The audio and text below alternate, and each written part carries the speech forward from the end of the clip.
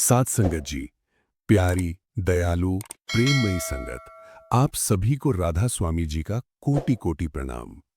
Video शुरू करने से पहले फोल्डेड हैंड्स के साथ एक छोटी सी विनती है। अगर आप पहली बार सतनाम धुन चैनल पर आए हैं तो चैनल को जरूर सब्सक्राइब कर लीजिए, वीडियो को लाइक कीजिए और कमेंट में प्रेम से राधा स्वामी जी लिखकर अपना शहर जरूर बताइए, ताकि ये रूहानी परिवार और भी बड़ा होता जाए। संगत जी, आज जो प्रसंग मैं आपके सामने रखने जा रहा हूं, वो केवल कहानी नहीं है, वो विश्वास है, वो गुरु की रहमत का प्रमाण है, वो सच्चाई है जिसे सुनकर दिल कांप भी जाएगा और भीग भी जाएगा। अक्सर बाबा जी फरमाते हैं, कोई भी संत किसी के कर्म अपने ऊपर नहीं ले सकता। हर जीव को अपने कर्म खुद भुगतने पड़ते हैं। हम सुनते हैं, सिर हिलाते हैं और सोचते हैं, हाँ, यही नियम है। लेकिन संगत जी, संत कभी अपने किए हुए उपकार का ढिंढोरा नहीं पीटते। वो करते सब कुछ है, पर कहते कुछ भी नहीं। गुरु का स्वभाव ही ऐसा है, देते हैं मगर जटाते नहीं, दर्द लेते हैं मगर बताते नहीं, रोते हम हैं और तड़पते वो हैं। आज मैं आपको ऐसी घटनाएं सुनाने जा रहा हूं जो ये साबित कर देंगी कि जब गुरु मौज में होते हैं तो संगत के पहाड़ जैसे कर्म भी अपनी झोली में उठा लेते हैं। पहली घटना एक साधारण सी बीबी की, लेकिन उसका विश्वास असाधारण था। उसका नाम था लाजो। लाजो कोई अमीर घर से नहीं थी, न पढ़ी लिखी बहुत थी, न कोई बड़ा पद। बस एक सीधी सादी भोली नाम से जुड़ी आत्मा। उसके पूरे घर में सिर्फ वही सत्संगी थी। पति, सास, देवर, सबको बाबा जी का नाम भी पसंद नहीं था।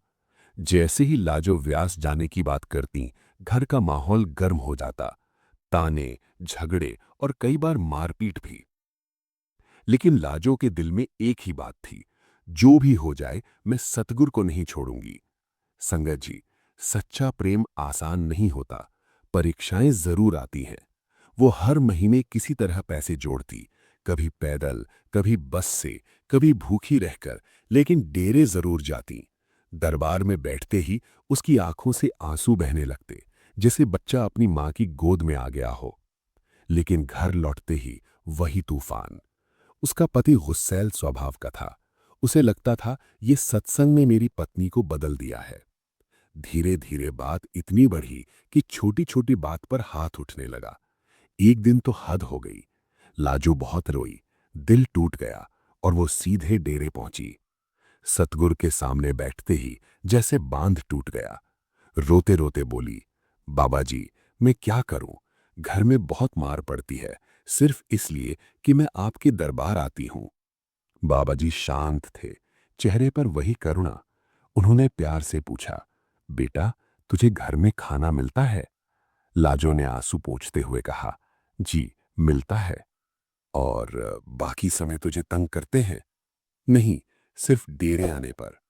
बाबा जी मुस्कुराए, धीमे स्वर में बोले, फिर तो शुक्र कर, रोटी भी मिल रही है, थोड़ा बहुत सह ले, तेरे भले में है। संगत जी, ये शब्द सुनकर लाजो चौंक गई। उसने सोचा, ये कैसी बात है? मार खाना भला कैसे भला हो सकता है? उसके मन में सवाल ही सवाल थे। बाबा जी बोले, आज रात भजन सिमरन में बैठना, जवाब खुद मिल जाएगा। लाजो घर लौट आई, लेकिन उस दिन देर हो गई थी। पति पहले से गुस्से में बैठा था। जैसे ही वो अंदर आई, उसने अंगीठी से जलता हुआ कोयला उठाया और गुस्से में उसके हाथ पर रख दिया। जा, अब जा अपने बाबा के पास। आ! लाजो दर्द से चीख पड़ी। हाथ जल गया, छाले पड़ गए, आंखों से आंसू रुक नहीं रहे थे। लेकिन उसे बाबा जी का वचन याद था, आज सिमरन जरूर करना। दर्द सहते हुए वो चुपचाप बैठ गई, आंखें बंद, नाम का जाप। धीरे धीरे सांसें शांत, मन स्थिर। और फिर कुछ अद्भुत हुआ। उसे जैसे कोई फिल्म दिखने लगी। पिछला जन्म उसने खुद को देखा। वो मां थी, उसके दो बेटे थे और एक सौतेला बेटा। अपने बेटों से प्यार, लेकिन सौतेले से नफरत। उसे मारना, डांटना, भूखा रखना, उससे सारा दिन काम करवाना। और एक दिन गुस्से में उसने जलता हुआ कोयला उस बच्चे के मुंह में डाल दिया। उसकी जबान जल गई, वो गूंगा हो गया। संगत जी, लाजो कांप उठी। उसे समझ आ गया, वो सौतेला बेटा इस जन्म में उसका पति था। जो दर्द आज उसे मिल रहा था, वो उसी के बोए हुए बीज थे। सुबह होते ही वो भागती हुई डेरे पहुंची। बाबा जी के चरणों में गिर पड़ी। बाबा जी, मुझे सब समझ आ गया, मैं दोषी थी। रोते रोते उसके आंसू रुक नहीं रहे थे। तभी उसकी नजर बाबा जी के हाथ पर गई। वहां भी वही जलने का निशान था, बिल्कुल वैसा ही जैसा उसके हाथ पर। वो घबरा गई। बाबा जी, ये निशान? बाबा जी मुस्कुराए, धीरे से बोले, मेरे दोनों हाथ जलने थे, आधा हमने ले लिया। संगत जी, ये सुनते ही लाजो फूट फूट कर रो पड़ी। उस दिन उसे समझ आया, गुरु कहते कुछ हैं, करते कुछ और हैं। और उसी दिन से उसके जीवन में ऐसा परिवर्तन आया कि और फिर कुछ समय बाद डेरे में एक दूसरी घटना घटी, जो इससे भी ज्यादा चौंकाने वाली थी। जब एक सेवादार ने नामदान की अर्जी लगाई और गुरु महाराज ने पहले मना कर दिया, लेकिन बार बार विनती के बाद जो हुआ, उसे देखकर पूरी संगत हैरान रह गई, क्योंकि नामदान देते ही। अब आगे सुनिए, मन को शांत करके, ध्यान से, क्योंकि ये प्रसंग दिल को अंदर तक छू जाएगा। क्योंकि नामदान देते ही कुछ ऐसा हुआ जिसकी किसी ने कल्पना भी नहीं की थी। साथ संगत जी, अंबाला शहर का वो सेवादार बहुत प्रेमी था। गुरु सेवा में दिन रात लगा रहता था। उसके दिल में बस एक ही इच्छा थी, मेरे दोस्त का भी कल्याण हो जाए, उसे भी नामदान मिल जाए। उसका दोस्त भी कई सालों से सत्संग सुन रहा था, सेवा करता था, पर शायद किस्मत दरवाजा नहीं खोल रही थी। जब हजूर महाराज जी अंबाला पधारे, तो सेवादार फोल्डेड हैंड्स लेकर उनके पास गया। धीरे से बोला, महाराज जी, एक अरदास है। महाराज जी ने स्नेह भरी नजर से देखा। हाँ बेटा, बोल। मेरा एक दोस्त है, बहुत अरसे से संगत में आता है, उसकी भी नामदान लेने की तीव्र इच्छा है, कृपा कर दीजिए। महाराज जी कुछ पल चुप रहे, जैसे भीतर कुछ देख रहे हों, जैसे उसकी किस्मत की किताब पढ़ रहे हों। फिर बोले, ठीक है, कल सुबह ले आना। सेवादार की खुशी का ठिकाना नहीं रहा। उसे लगा बस आज उसका दोस्त धन्य हो गया। अगली सुबह दोनों तय समय पर हाजिर हुए। महाराज जी ने उस युवक को गहरी नजर से देखा कुछ क्षण, फिर अचानक बोले, नहीं, इसे नामदान नहीं दिया जा सकता। संगत जी, ये शब्द सुनते ही सेवादार का दिल धक से रह गया। महाराज जी, क्यों? महाराज जी शांत स्वर में बोले, इसके कर्म बहुत भारी हैं, बहुत ज्यादा, अभी नहीं। यह सुनकर सेवादार रो पड़ा, बार बार विनती करने लगा, महाराज जी, लाखों का भला किया है, इस एक का भी कर दीजिए, मेरी लाज रख लीजिए। उसकी आवाज कांप रही थी, आंखों से आंसू बह रहे थे, वह सचमुच टूट गया था। साध संगत जी, गुरु का दिल मोम से भी नरम होता है। जब शिष्य सच्चे दिल से रोता है तो गुरु पिघल जाते हैं।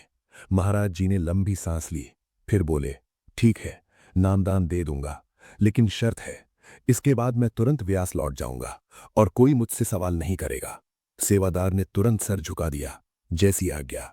नामदान हुआ, वह युवक धन्य हो गया। लेकिन संगत जी, किसी को अंदाजा भी नहीं था कि इस कृपा की कीमत कौन चुकाएगा। उसी दिन महाराज जी चुपचाप व्यास लौट आए, सीधे अपने कमरे में गए और सेवादारों से कहा, 12 दिन तक कोई परेशान न करे। दरवाजा बंद, सन्नाटा। पहला दिन, दूसरा दिन, तीसरा दिन, न दरवाजा खुला, न कोई आवाज, अंदर से कोई हलचल तक नहीं। सेवादारों को चिंता होने लगी। चौथे दिन हिम्मत करके दरवाजा खोला। जैसे ही अंदर कदम रखा, संगत जी, कमरा तप रहा था, ऐसा लग रहा था जैसे भट्टी जल रही हो। और देखा तो महाराज जी बिस्तर पर लेटे थे। पूरा शरीर तेज बुखार से जल रहा था, चेहरा लाल, सांसें भारी, जैसे कोई भयंकर बीमारी हो। सेवादार घबरा गए, महाराज जी, डॉक्टर बुलाते हैं। पर उन्होंने हाथ से इशारा किया, नहीं। 12 दिन, पूरा 12 दिन वो तेज बुखार में तपते रहे, न शिकायत, न दर्द का जिक्र, बस चुप। संगत जी, बाद में जब सच्चाई सामने आई तो पता चला जिस युवक को नामदान मिला था, उसके जन्मों जन्मों के भारी कर्म गुरु ने अपने ऊपर ले लिए थे। वही कर्म, वही ताप, वही जलन 12 दिन तक गुरु ने अपने शरीर से भोगी। सोचिए, हम छोटी सी सिर दर्द में परेशान हो जाते हैं और गुरु, संगत जी, संगत के कर्मों का पहाड़ उठा लेते हैं, बिना बताए, बिना जताए, सिर्फ मुस्कुराते हुए। यह सुनकर अंबाला वाला सेवादार फूट फूट कर रोया, कहने लगा, महाराज जी, मैंने क्या कर दिया? मेरी जिद ने आपको कष्ट दे दिया। लेकिन गुरु ने कहा, बेटा, यह सब मौज है। साध संगत जी, गुरु कभी एहसान नहीं जताते, वो दर्द को भी मौज कह देते हैं। और अब तीसरी घटना, जो शायद आपकी रूह कांप उठे। ये उस समय की बात है जब बाबा जी के गले में लगातार परेशानी रहने लगी। शुरू में किसी ने ध्यान नहीं दिया, सबने सोचा साधारण इन्फेक्शन होगा। बाबा जी भी हंसकर टाल देते। लेकिन धीरे धीरे दर्द बढ़ता गया, आवाज भारी होने लगी, खाना निगलना मुश्किल। जांचें हुई, रिपोर्ट्स नॉर्मल, डॉक्टर हैरान। फिर बड़े अस्पताल, फिर मशीनें, फिर टेस्ट, पर कुछ पकड़ में नहीं आया। आखिर एक विशेष कैमरा अंदर डाला गया और एक जगह एक गांठ दिखी। रिपोर्ट आई, कैंसर। संगत जी, जैसे ही खबर फैली, पूरा डेरा रो पड़ा। लाखों संगत अरदास में बैठ गई। पर सोचने वाली बात यह थी, संत को कैंसर क्यों? जिनके कोई कर्म बंधन नहीं, उन्हें बीमारी क्यों? और फिर एक दिन सच सामने आया। डेरे की कैंटीन नंबर 4 में एक सेवादार बैठा था, जो महीनों से कैंसर से जूझ रहा था। उसकी हालत बहुत खराब थी।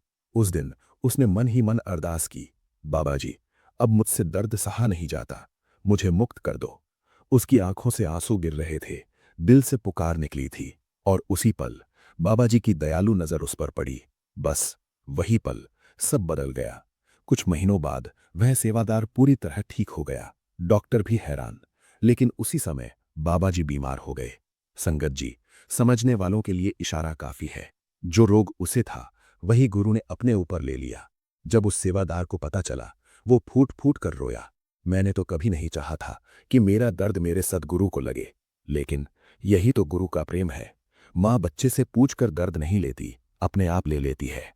साध संगत जी, इन सब घटनाओं का मतलब ये नहीं कि हम बुरे कर्म करते रहें और सोचे गुरु संभाल लेंगे। नहीं, गुरु दया जरूर करते हैं, पर अनुशासन भी चाहते हैं। भजन, सिमरन, सेवा, सच्चाई, अच्छे कर्म, यही हमारी जिम्मेदारी है। बाकी उनकी रहमत अपार है। बस विश्वास रखो, नाम से जुड़े रहो और दिल से कहो, जो भी करो मेरी भलाई के लिए करो। और सच मानिए, जब इंसान सच्चे दिल से गुरु को पकड़ लेता है, तो फिर चाहे कितनी भी तूफान आए, गुरु उसका हाथ कभी नहीं छोड़ते। कभी भी नहीं, कभी भी नहीं। राधा स्वामी जी।